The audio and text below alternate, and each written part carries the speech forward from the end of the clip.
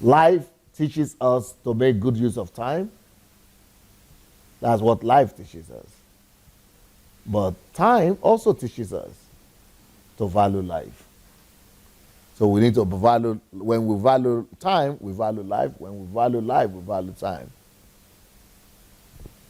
Time, schedule, processes, and systems all bring order and peace. Beautiful. Now, I want to ask you guys to stand up. If you are a student here, we are going to put on the light, and you are going to explain to me, how does time relate to order? How does time secure order? How does schedule secure order, bring about order? How does processes, how do processes bring about order, and systems, how do they bring about order? Order and peace. How do they bring about order and peace? Pick anyone you like, time or schedule or processes or systems, and prove to me how any of those things secure order and peace. Yeah, please. Microphone. Bring the microphone too.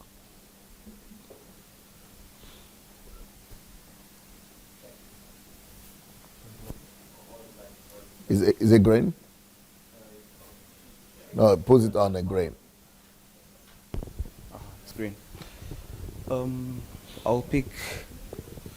You pick what? I'll pick schedule. Okay. Yeah. There was a time. There was a time I So schedule is what? Schedule is schedule. A schedule is a demarcation of time. okay. It So tells you it's a form of boundary. boundary. Yeah. Okay. It tells you where to be and where and when to be. I don't know if I'm making sense. Yeah. So schedule is when you put certain demarcation or boundary into time to regulate and to guide you into a certain goal or destination. Okay. I've spoken to a lot of new students who come and start university in Ukraine. One of the most frequent complaints they give is these people don't teach. That's the most frequent They don't teach. That's what they say. Wow. These people don't teach. And I asked them, so what do? They expect us to know everything. They come and they ask us questions. They come and they ask us questions. Without teaching us, they just give the topic and then we go home. I looked into the thing even when I realized that it's actually true. What we are paying for here is actually the system. They tell us when to come to class and what to study at that time. And then we go, we learn, and then we come and defend what we know. And that's how we have been learning, or that's how I've been learning for the past 5 years, is that you come, you get given your topic, you go home, you go and study, and then you come and defend your knowledge, and then if you answer according to the teacher's expectations, you get your mark. If you don't, the subject gets made clear to you. But first you must have that foundation of, you must know the subject. Otherwise, there's nothing to work with. There are classes where you go and the teacher can't teach because the students don't know anything. So schedule gives us boundaries and it tells us when to study. For example, at the end of the semester, you're supposed to know certain things. So they tell you that, no, this week we're doing this topic, next week we're doing this topic, the other week we're doing this topic. But then if you sit down and check well, you'll find that if you are to calculate the number of hours you're spending on a certain subject, you'll find you might have spent about 10 hours. And then if you check properly, you can actually do a whole semester's course that is spread out in 1 week. That is if you are well disciplined. But then, as we said yesterday, that sometimes people don't understand this, and for that they need systems and they need rules. And until they get to understand the rules, they need to obey the rules. And then this is where you find that law and order is actually good, because it helps us learn, and it helps us learn even while not knowing why we're learning the way we're learning. Now, but the problem is that those people who are talking to you, the students, it means that they have not been able to see because they are saying that they are not teaching. So they are not saying order. So they are telling you rather that there is no order. Yeah. But they don't see the order.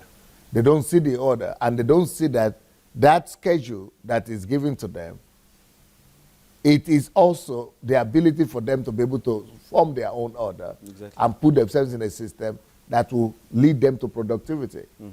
But they are used to being for other people doing things for them, putting them in brackets, rather than they themselves forming their boundaries and creating their own order and putting themselves into a place of productivity.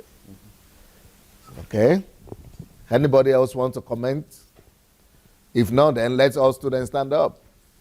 You have to sit down when you speak.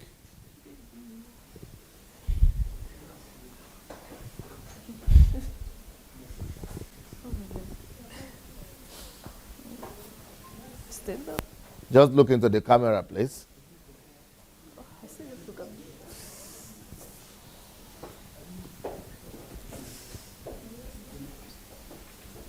Okay. I'm going to choose time. I have a problem with this. I'm going to choose time. Okay. How is time an instrument of order? How does it bring about order and peace? I think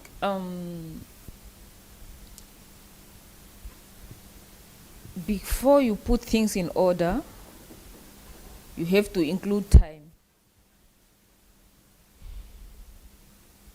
For you to be able to schedule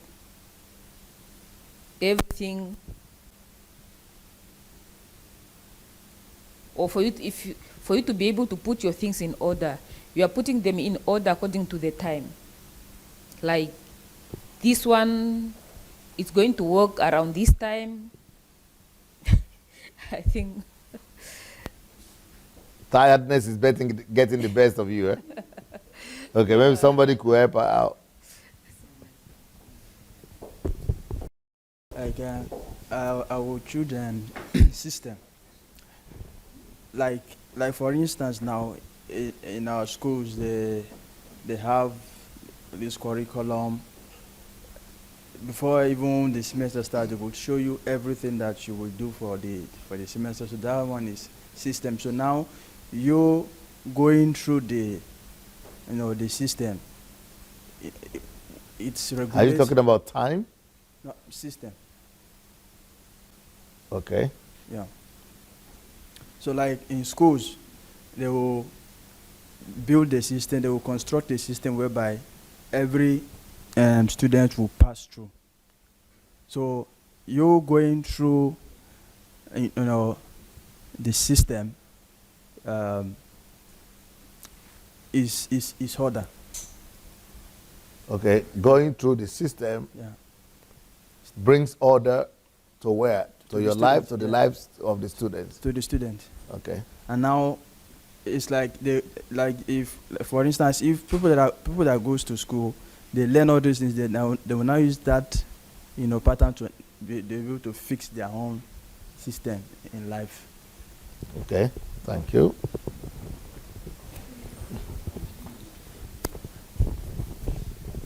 I will try process, but I'm not sure. You will try what? Process. Process. I see process as a succession of little tasks that you have to perform in order to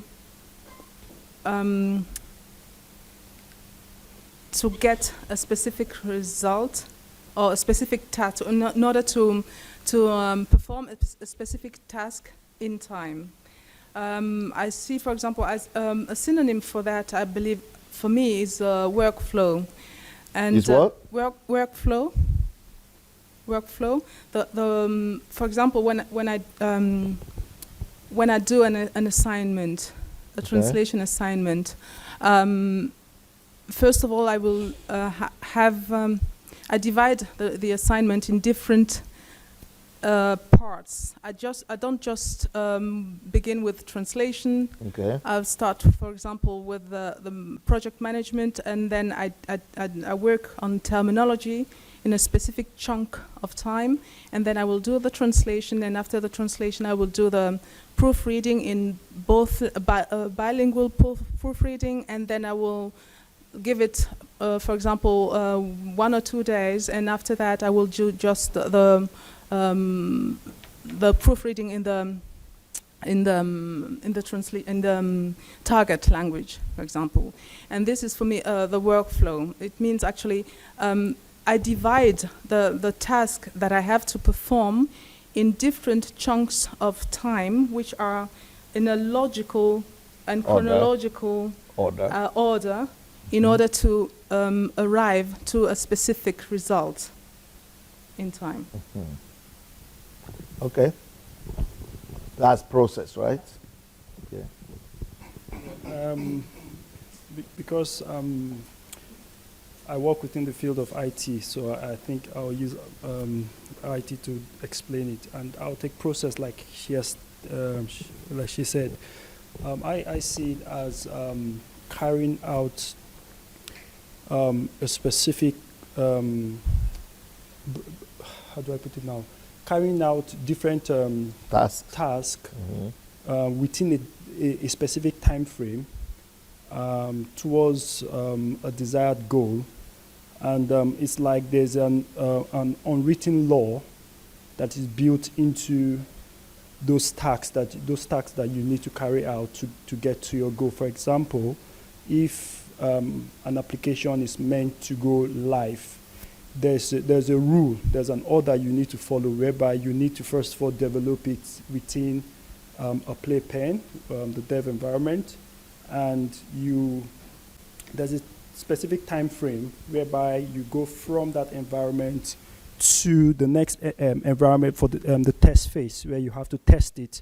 And within the test phase, because the entire project has a specific timeline where you need to actually deliver that product to either your customer or your client, the different stages has a specific time that you need to spend to develop, to test, and also to actually deploy to the live environment. So basically, it's like a sort of law and order is built into each phase of the process that you need to go through. So it's like you are constrained to work within some certain parameters, and you're not expected to violate that particular order in order to achieve the exact requirements of the product and goal. Yeah. Mm-hmm. Okay. I'm going to be talking on time as an instrument that can bring order and peace. Now I will be relating time to personally, and how it can bring order into our life, and also how it can bring order into the society. Now, if I just want from what I've learned so far, I've come to realize that time, this clock, is actually for us. And the way I see the clock now, it's that if I see the tickling, and I know that every hour is actually for me. And I've asked myself this question, that the reason why after the day we are so worried, or maybe during the month or during the year we are so worried and so concerned, is because we've not been able to manage our time very well. For instance, if we have a task to do today, and let's say we've already seen that, we are supposed to do something today, and eventually we didn't do it that day, and at the end of the year we discover that we didn't do it, we'll be so worried and we'll be so concerned. Now our peace will be gone, and we'll be lost, and everything will be like, why is my life like this? Why is my life in the mess and all these things? Now the reason is not because of it's not because of any other thing, but it's because of Not the fact because that of demons. Eh? demons, or maybe the pressure, or maybe your parents, or maybe some friends, and and that is when most of the time we'll just look for the nearest thing to hold responsible for all those things. But let us now consider a person that has been able to manage time very well. And for instance, I have 5 tasks for the day, and I was able to achieve the tasks for the day. Then the next thing, maybe that evening or the night, I'll be like, oh, thank God, I was able to do this thing. Oh, I'm relieved, and maybe I'll have a good night rest, and also think about what am I going to do the next day. That is personal. That is how time can bring order and peace into our lives. Beautiful. Now, also into the society. Now, one thing I discovered about Holland, Netherlands, is the fact that, this country understood the season. And season and time, they go hand in hand, like time and season. So now, they understanding that, okay, we'll always have the incidents of rainfall at this particular time, made them to see that, okay, at every time the rain falls, there is this flood, or there is this attack we get from flood, and which affects, which brings about the loss of lives and all those things. Now, understanding that season makes them to put their mind into action, and they start thinking, okay, what can we do? Not being carried away with the disaster, or with the disorderliness, or with the commotion, or whatever the season has caused, but rather it challenged them, it made them to think of what can actually bring peace into the society, and what can bring order into their community. So if, as a nation, if we all can understand the season. And also an example I noticed in Ukraine is this. Anytime winter is approaching, especially in my city, in my state, I noticed that there is this truck that goes around, and my first experience was, I saw that the truck will go around, and someone would start putting sand on the floor. So I was on the snow. On this, yeah. No, before the winter. Okay. They would have put the sand at some specific locations. Okay. Yes, that's just before the winter period. Before the snowfall. Before the snowfall. So the very first thing I thought they wanted to start a construction.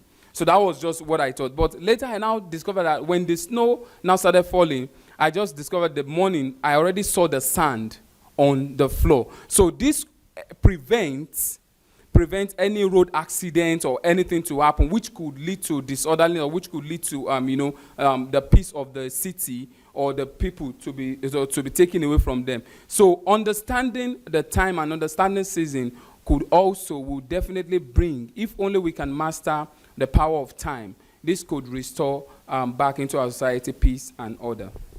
Good. I also want to talk about time, because I feel like it's a very good example of boundaries, like we're talking today. Because today we're talking about how boundaries create order.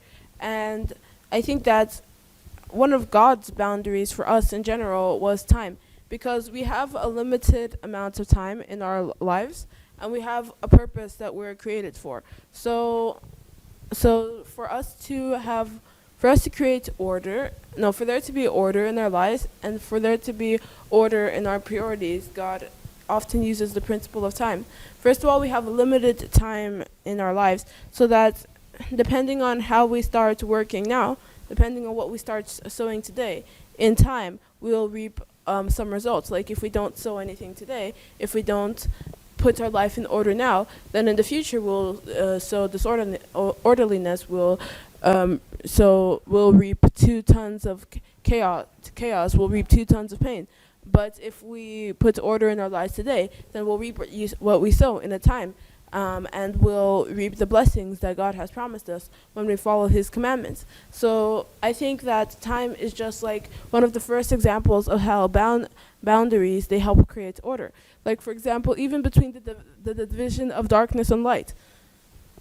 Because there's order in our ecosystem and in life in general, because think about how we work. We work during the day, and then we sleep during the night, and that all depends on the pattern of when it's light and when it's dark, and that's because of the time that passes. as time, it starts out very light, the sun is going through the sky, and then as time passes, it becomes dark. So then we have a schedule that we bring around that. We have an order of things that we do based around the time we have in the day. Also, I think that time is a boundary, because if we had unlimited time, then technically we could have an excuse not to do anything, because there kind of wouldn't be any consequences if you didn't do anything. Time is a resource that you can't bring back, and that's what makes it a boundary. If you invest your time, or if you spend your time well, then you'll reap something good from it. You won't have wasted that valuable resource. But if you waste your time, or if you spend it doing something bad or something you didn't need to be doing at all, then that time is gone. Also, you haven't reaped what you're supposed to reap. So it becomes a boundary, because it becomes a boundary in the sense that you wanted not to have boundaries. You wanted not to follow the order of what you needed to do. But in the end, you reaped what you sow. You reap what you sow, yeah. What you sow. So in the end, you still had to do what you have to do. Just have less time and more regret. So I think time is a good example of a boundary. Okay. Thank you. I will start with schedule. I think schedule is it's a division of activities, or a given activity which is performed at a given time. And time is a measure of, from A to B, a specific moment in time. And also, process is the process of carrying out activities, a different activity within, which goes through a process from maybe different divisions, and which I believe there are boundaries for each of these stages. Otherwise, there could be malfunction or chaos if boundaries are not maintained. That's okay.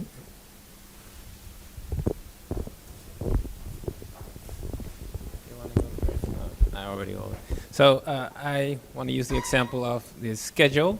I see the schedule as an organized list, which you can use to to get to your goal. For instance, a to-do list, where when you have certain things to do on a day, you can make a to-do list with the things on it to importance.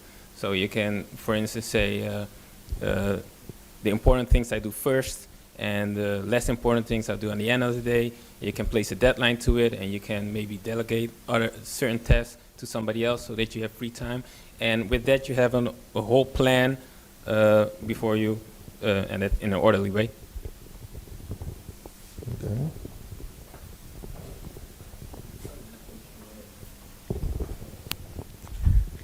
Okay, I'm going to talk about system. A system consists of several elements that interact with each other. So in order to make an orderly action, so each element has a role or a function, and that they take that action and it triggers another element's action, then we get an order. So okay. One element will perform a specific role, and that action will trigger another element's action, and it goes on and on. So that is an orderly way of doing things. Okay. Okay. I'll go with schedule too. Schedule works with time. It deals with time. So schedule is like differentiating between time into different portions for different purposes. So when you separate between time and you fix different times for different reasons, with that you get to achieve order. When you, for like 24 hours you're having in a day, when you break everything into different portions for different reasons, you arrange everything for the whole day, then with that you could get to achieve orderliness. Okay. That's how it Okay. is.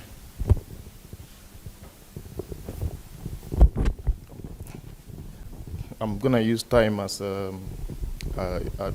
time is like um, uh, uh, uh, um, it's time. I'm gonna use time as a boundary, because time is like what regulates the the amount of the amount of the amount of time we use to achieve a certain task. Time is as a boundary. I see it as one of the things that I myself violate a lot, because I know I do set some certain goals, and because I really don't pay attention to time, and it it I think there was a time I had an appointment, and on arriving, because I was a few minutes late, I wasn't able to get my appointment because I violated the law of time. So I believe that time is a blessing, because it actually brings orderliness in our society. Okay. Thank you. So I'm going to talk about a schedule. So a schedule is a form of order, because it basically means that you're agreeing to a certain time and being there. So it would create organization and orderliness as well. For example, you call in for an appointment, a doctor's appointment, and immediately they place you on a schedule. So they give you a certain time slot, and you're expected to be there at that time. So because you're expected to be there at that time, it creates orderliness in your life to be there at that specific and specified time. Okay. Let's go back to our notes.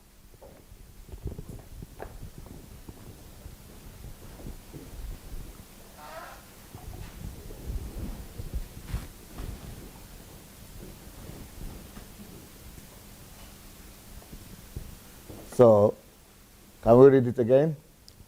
Time, schedule, processes, and systems all bring order and peace. Okay. There is a time for everything, and a season for every activity under heaven. Hence, time is one of the first things God established to manage the earth. Another very important thing God established for order on the earth is space.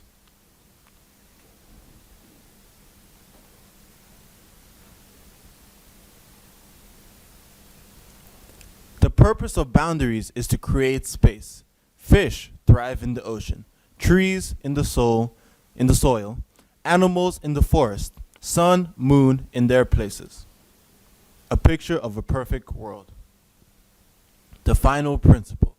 God put in place is control system and mechanism. It was supposed to be. His. God put in place his control system and mechanisms. Genesis 1:26.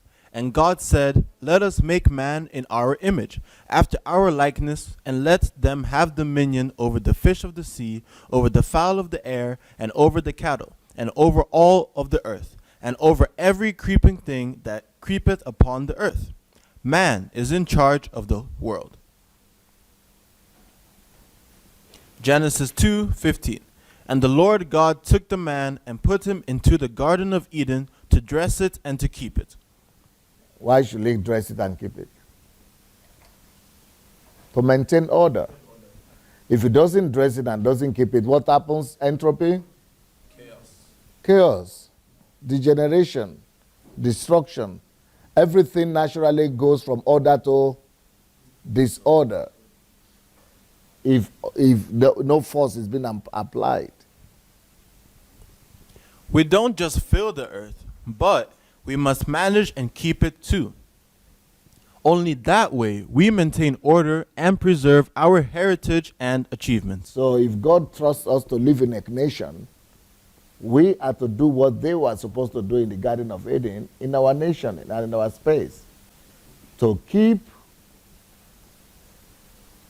put them in the Garden of Eden, to dress, you see, to beautify, to build. That's bringing the kingdom of God down. Let thy kingdom be done on earth. Let thy kingdom come on earth as it is in heaven. And keep it. And keep it so. Don't lose it.